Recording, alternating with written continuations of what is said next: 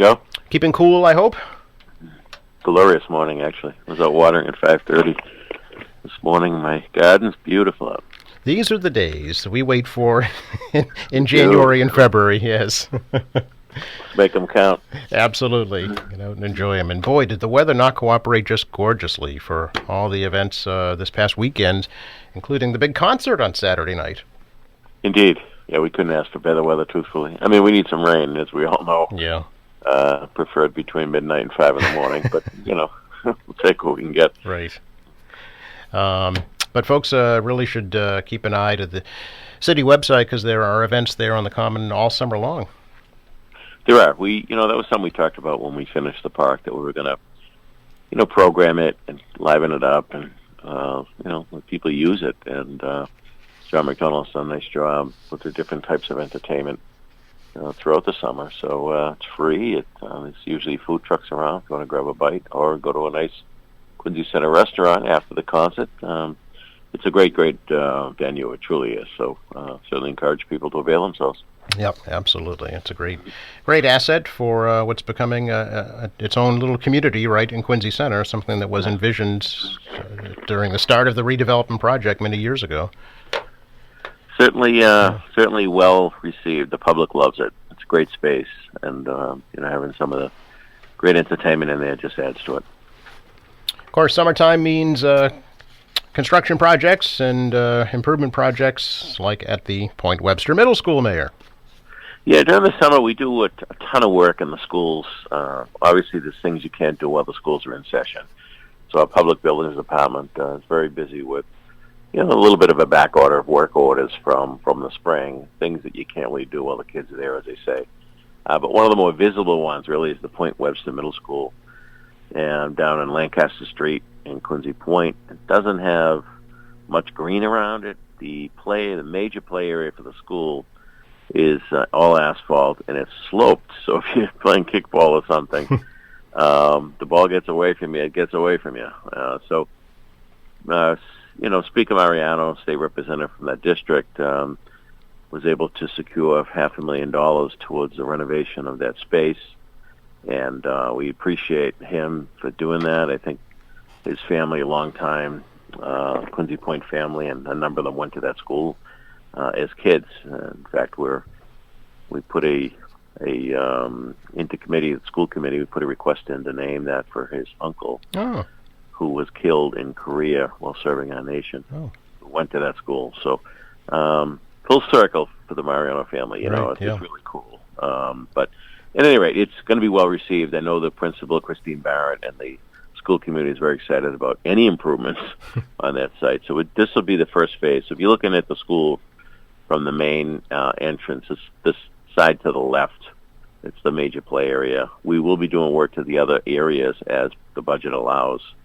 For example, there's a preschool tot lot on the backside that needs some attention, and we'll see how this phase goes. If we've got some money left, we'll move into that. If not, we'll find some new monies for that project. So good stuff. It's just one of the visible projects that people will see that are in that neighborhood of all the things that go on in the schools during the summer months for preparation for September. We'll be here before we know it. Yes, indeed. Yes, and schools, especially I think elementary schools, are really a linchpin of a local neighborhood.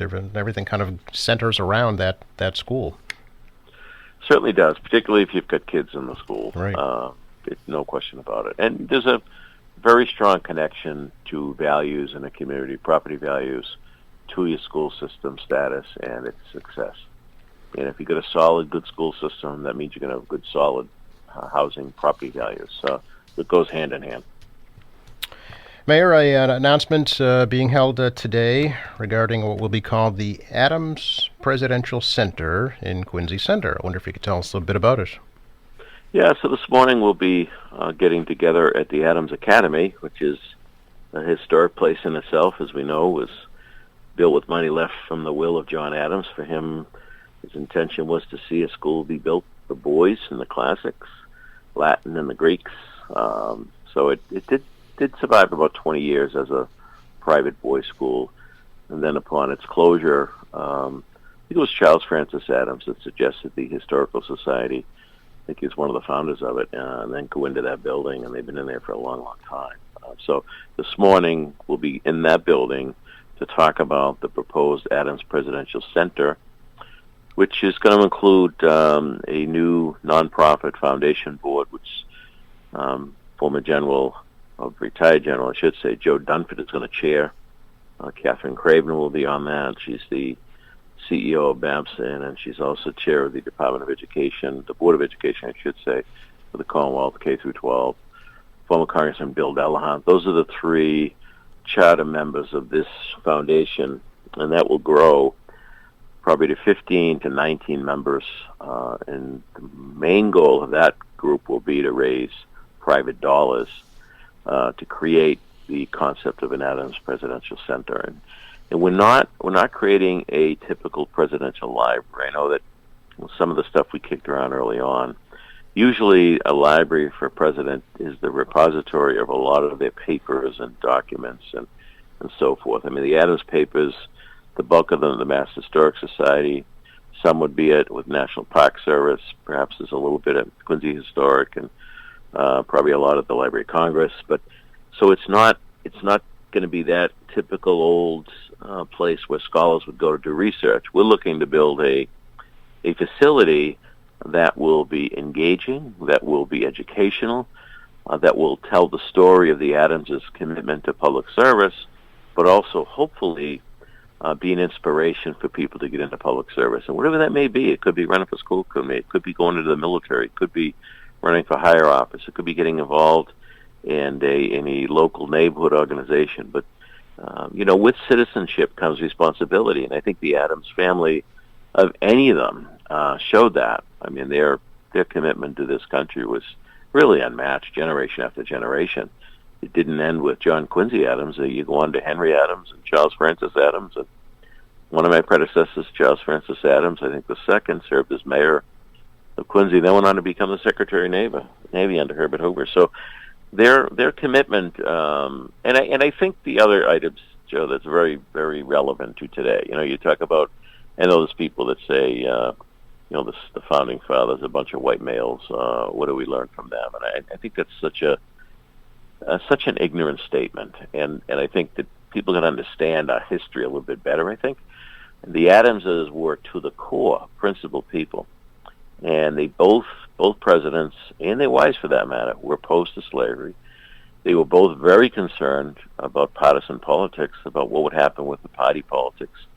And you know what? Today we're still talking about those issues. And I think they're great examples of sometimes it's principle over party. All the time it should be being an American before we're a member of a party. And we should also be talking about equality for all. And everybody should have the same opportunity for success. That doesn't mean, there should be handouts. There's some people that from the liberal side suggest that we should be redistributing wealth. That's not what their theme was. Their theme was for everybody to have the same opportunity to succeed.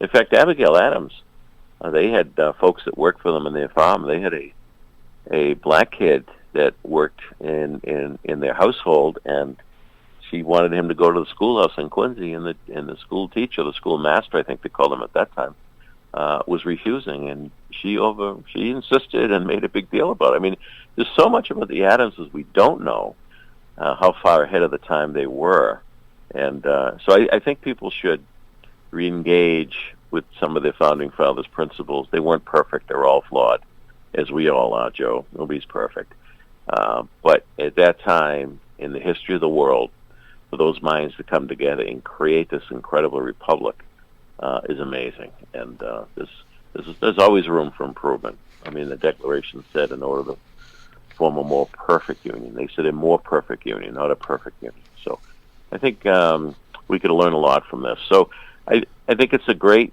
opportunity for us to pull together as a community. This is a national project. I mean, this is going to take significant dollars. And I'm so grateful for the folks that have agreed to be part of it to date. We've had meetings with Mass Historic. We've had meetings with Secretary Galvin. We've had meetings with Congressman Lynch. We've really laid the foundation, the groundwork now to come out and talk publicly about the idea, the concept, which will then lead to a facility. And by the way, locally, it will be a year-round facility, Joe. As we know, the Park Service, as wonderful as they are, they're seasonal. And the crypts, which is operated by the church, is seasonal. So we've got people that come here year-round. They'll give them an opportunity to experience and get a taste of this incredible history in our backyard. So would this be on the property the city already purchased next to the academy? That is certainly the first choice. Yes, we'll see how it goes, but yes, I mean, two things there. One is we secured that property to protect the Adams Academy, but we also secured it with the idea that maybe that's the location to put the Adams Presidential Center. I see. And would this be a private nonprofit 501c3 corporation, or would it? Yes, it would. It'd be a nonprofit. We would have a partnership with the city. Mm-hmm. Many of the successes of museums, libraries, and things around the country do partner with either the state or the municipality. And I think for it to succeed, we need all hands on deck. However, we will be raising significant private dollars in this effort.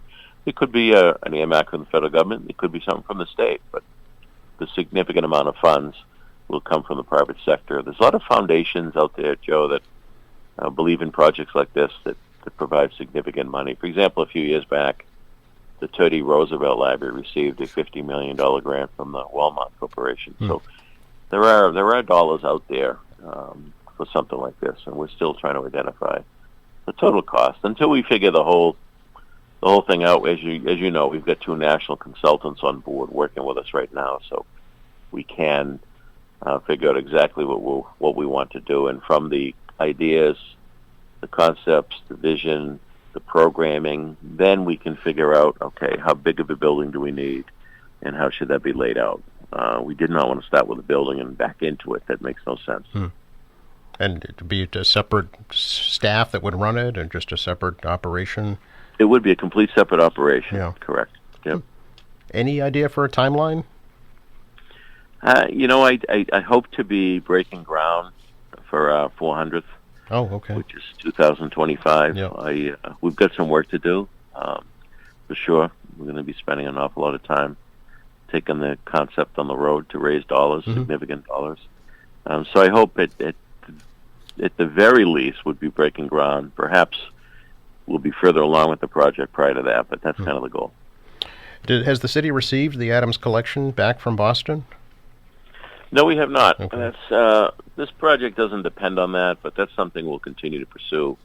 And again, I remind people, that was Adams's collection of books. It wasn't his writings. It wasn't his personal diaries or anything like that. It was a collection of books at the time that he had. It's about 3,000 different books, I believe, in that collection.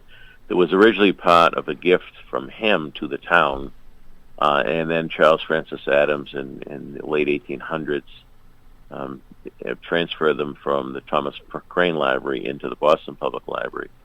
I would suggest that probably wasn't done with full legal authority. He was well intentioned, but so I think we win the moral argument on that one very easily, Joe. John Adams said specifically he wanted those to go to the inhabitants of Quincy. So I think we'll probably make some progress on that battle. I think it'd be nice to have it. It certainly would, but it's not contingent. The construction of this facility is not contingent on attaining that collection. It's quite a monumental task. I'm sure you're aware. I am indeed. Yeah. People say, "What is he doing now?" No, it's a worthy endeavor. I mean, you think about the commitment, and I do believe that historically, and I think it's probably because the Virginians were probably in more control of writing the history, that John Adams, and for that matter John Quincy Adams, never really get their due historically. I mean, John Adams was probably arguably the most significant person at that time, pushing for separation from Great Britain, pushing for revolution, nominating George Washington for Commander-in-Chief, suggesting Jefferson be the chief author of the Declaration. I mean, on and on. He was the instigator. He was the driving force to make this thing happen. Yeah. And, there's a Washington Memorial, there's a Jefferson Monument, and what happened to John Adams? Yeah. I know Congressman Lynch been working on that for many years, but not yet. Correct. Yeah. Appreciate your time, Mayor. It's interesting, and we'll learn more about it later on today. Sounds good. Thanks, Joe. Thank you. Yep. Bye-bye. Bye. Quincy Mayor Thomas Cook, our weekly City Hall update here on AM Quincy.